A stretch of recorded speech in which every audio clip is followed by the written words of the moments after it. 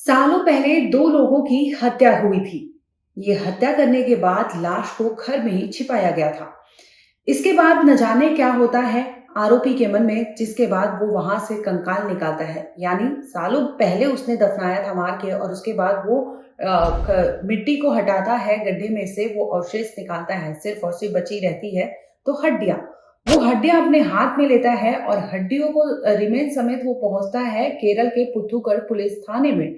अब पुलिस जब देखती है तो वहां से जितने लोग मौजूद होते हैं वो दूर खड़े हो जाते हैं कि ऐसा भी क्या है। इस पर वो शख्स कहता है कि ये दो लोगों की कंकाल है। इन्हें सालों पहले मारकर दफना गया था, जिसकी खबर किसी को नहीं थी, भनक किसी को नहीं थी। लेकिन अब उसे पश्चाताप हो रहा है, जिसके बाद वो पुलिस थाने में वो दोनों के रिमेन्स लेकर पहुंची थी। अब पुलिस तो फौरन मामला दर्ज करती है, फॉरेंसिक टीम बुलाती है ताकि पता कर सके कि ये शख्स जो है भवीन, क्या वो सही कह रहा है। इसके बाद पुलिस वो रिमेन्स को अपने कस्टडी में लेती है और फॉरेंसिक जांच करवाती है, तो पता चलता है कि वो मानव कंकाल थे।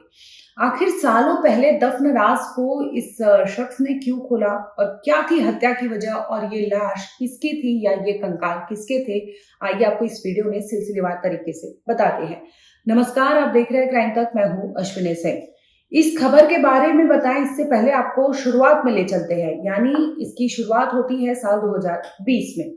कोरोना काल का ही समय था ये। फेसबुक के जरिए 25 साल के भवीन 22 साल की अनीशा के साथ उनकी दोस्ती होती है। देखते ही देखते ये दोस्ती इनकी प्यार में तब्दील हो जाती है। दोनों मिलने लगते हैं और मिलते करते ये डिसाइड करते हैं कि ये लिव इन रिलेशनशिप में रहेंगे। केरल के त्रिशूल डिस्ट्रिक्ट की बात बताई जा रही है ये, जहां पर भवीन आपको बता दें कि एक पेशे से अगर वो प्लम्बर थे, अनीशा जो थी वो लैब टेक्नीशियन थी। ये दोनों रहने वाले केरल के ही थे और इस दरमियान ये एक घर लेते हैं, वहां पर लिव इन में रहा करते थे। 2020 में ये एक साथ रहने लगे। साल 2021 में जो भवीन की पार्टनर होती है यानी अनीशा, वो प्रेग्नेंट हो जाती है। भवीन को इसकी खबर होती है, लेकिन अनीशा क्या करती है कि किसी को इसकी खबर या भनक होने नहीं देती, बाहर के लोगों को। और ना ही वो घर पे ही अपना इलाज कराती है, ना कि डॉक्टर के पास जाती है, क्योंकि वो लैब टेक्नीशियन थी, तो ऐसे में उसे बहुत चीज जो मेडिकल होता है उसे बहुत बखूबी पता था, जिसकी वजह से वो मेडिकल ट्रीटमेंट नहीं ले रही थी। अपना इलाज वो घर पर कर रही थी।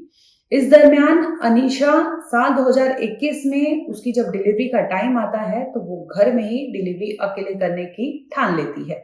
घर के बाथरूम में वो अपने बच्चा पहली डिलीवरी करवाती है। इसी दरमियान उसका उसका कहना था अनीशा का कि वो बच्चा डेड हुआ था, यानी उसके जो गले में है, गर्भनाल बोलते हैं, वो फंस गया था, जिसकी वजह से वो उसकी जब पैदाइश हुई थी तो वो मरा ही हुआ था।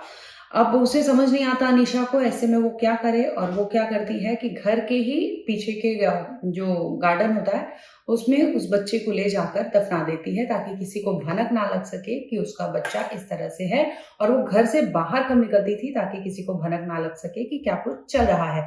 जो कुछ भी होता था भवीन से कहकर वो मंगा लेती थी। इस दरमियान 9 महीने वो अपने बच्चे को खुद अपने घर में ही सब कुछ करती है, यहाँ तक कि प्रेगनेंसी के दरमियान के बाद जब उसका डिलीवरी का टाइम आता है तो वो डिलीवरी भी घर में करवाती है। अनीशा का कहना था कि पहला बच्चा उससे मरा हुआ पैदा हुआ था। अब बात आई गई, क्योंकि पुलिस के सामने 2 कंकाल रखे गए थे। अब पुलिस फिर पूछताछ करती है कि आखिर दूसरे बच्चे की क्या मिस्ट्री थी। इस पर अनीशा अब आगे खुलने लगती है। पहला बच्चा साल 2021 में उसकी मौत हो चुकी थी। अब भवीन को ये बात अखरदा था, क्योंकि अनीशा ने जब ये सब चीजें की थी उस दरमियान भवीन वहां पर मौजूद नहीं था, जिसके बाद उसे पता चलता है कि उसका बच्चा जो था वो मरा हुआ था। अब भवीन उसे लगभग 8 महीने बाद उसे कहता है कि तुम उसके रिमेन्स दे दो, मैं उसका अंतिम संस्कार करूंगा। मुझे इस तरह से अच्छा नहीं लग रहा कि वो उसको बिना मतलब कर्म क्रिया किए हुए तुमने ऐसे दफना दिया है। अब जैसे तैसे वो कहता है, इस पर मान जाती है अनीशा और उसे वो रिमेन्स वापस से बताती है कहाँ पर है। तो घर में जाकर भवीन उसे निकालता है और ले जाता है अपने घर पर। अपने घर के किसी मिट्टी में वो, हालांकि दोस्तों को ये उसका ऐसा कहना था कि कुछ दोस्तों को उसने बताया था कि उनका अंतिम संस्कार करेंगे, लेकिन किया नहीं था। ये उसका अभी तक के में कबूलनामा था। अब वो रिमेन्स ले जाकर वो अपने पास रखता है। अब बात आती है, फिर नॉर्मल हो जाती है ये चीजें। अब बात आती है साल 2024 यानी पिछले साल की। एक बार फिर से अनीशा दोबारा से प्रेग्नेंट होती है। ये दोनों रहते लिव इन में थे, शादी नहीं किए थे, लेकिन लिव इन में रहने के दरमियान ये 2 बार प्रेग्नेंट हो जाती है, दूसरी बार साल 2024 में होती है। इस बार भी वो गुपचुप से सारी चीज़ें रखती है कि किसी को कोई भनक ना लग सके और अपनी प्रेगनेंसी के दरमियान वो घर से नहीं निकलती है और दूसरा बच्चा भी वो घर में ही अपने घर के कमरे में डिलीवरी करती है।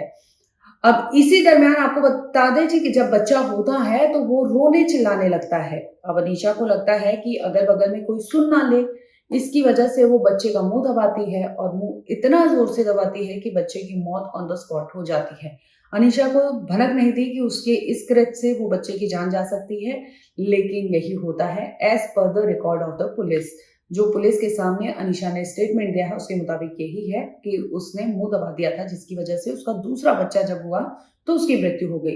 अब बात फिर से लोग ना सुने, किसी को पता ना चले तो भविन आता है और भविन इस बार अपने जो दूसरा बच्चा है उससे ले जाता है अम्बलूर अपने घर के पीछे, वहां पर उसे दफना देता है। अब 1 साल से उसका दोनों बच्चा, क्योंकि पहला बच्चा जो था उसका कंकाल लेकर जाकर उसने अपने घर के ही पड़ोस में घर की जो ज़मीन थी पीछे की वहाँ पर दफ़नाया था। अब दूसरा बच्चे का रिमेन्स भी ले जाता है और वहीं पर दफ़ना देता है। लगभग चीज़ें हो रही थी, लेकिन इसी दरमियान 29 जून को उसे ग्लानि होती है, उसे फ़ील होता है कि उसने कुछ गलत किया है। इस दरमियान वो रिक्वेस्ट करता है अनीशा से कि मैं जा रहा हूँ पुलिस स्टेशन, जहाँ पर मैं दोनों बच्चों की अपनी चीज़ें बता दूँगा कि किस तरह से हुआ। इस तरह से फिर से भवीन जाता है अपने घर से, वो दोनों कंकाल को निकालता है, दोनों बच्चों के रिमेन्स को निकालता है, अपने हाथ में लेता है और पहुंच जाता है केरल के पुथुकड़ पुलिस स्टेशन, जहां पर वो बताता है कि इस तरह से उसके 2 बच्चों की मौत हुई थी या फिर एक की हत्या हुई थी और इसके बाद उसे किसी को भनक ना लग सके इसलिए उन्होंने घर में ही दफना दिया था और इसके बाद उसे लगता है कि ये चीज़ें सही नहीं है और आखिरकार उसे पश्चाताप होती है और वो पहुंच जाता है रिमेन्स को लेकर पुलिस स्टेशन में। फिलहाल आपको बता दें कि जांच में फॉरेंसिक टीम पहुंची थी जिसमें ये साबित हो चुका है कि जो दोनों कंकाल है वो मानव के ही है, यानी जो भवीन कह रहा है वो सही ही है। हो सकता है अभी आगे आने वाले टाइम में डीएनए चेक कराया जाए और मृत्यु यानी जो हत्या की मोटिव क्या थी और हत्या किस लिए किया गया था और हत्या किसके द्वारा किया गया था, ये तमाम ऐसे पहलू है, तमाम ऐसी थियरी है जो पुलिस अभी जांच करेगी। लेकिन ये अपने आप में एक ऐसा अनोखा केस है जो सोचने पर मजबूर कर देता है कि लिव इन में रह रहे कपल अगर इस तरह से चीजें करते हैं, अगर किसी भी वे से अगर भवीन सामने नहीं आता तो हो सकता था कि ये दोनों बच्चों की जो चीजें थी, जो राज था वो राज ही रह जाता और किसी को भनक तक नहीं लगती और इस तरह से 2 बच्चे हमेशा हमेशा के लिए शांत तो कर दिए गए थे, लेकिन उसकी हत्या हुई थी या फिर क्या मकसद था उसका जांच नहीं हो पाता। फिलहाल बता दें कि आरोपी दोनों पुलिस की गिरफ्त में है, दोनों से पूछताछ की जा रही है, हत्या की वजह जानने की कोशिश हो रही है कि क्या सिर्फ यही वजह थी या फिर इसके पीछे कोई मकसद था।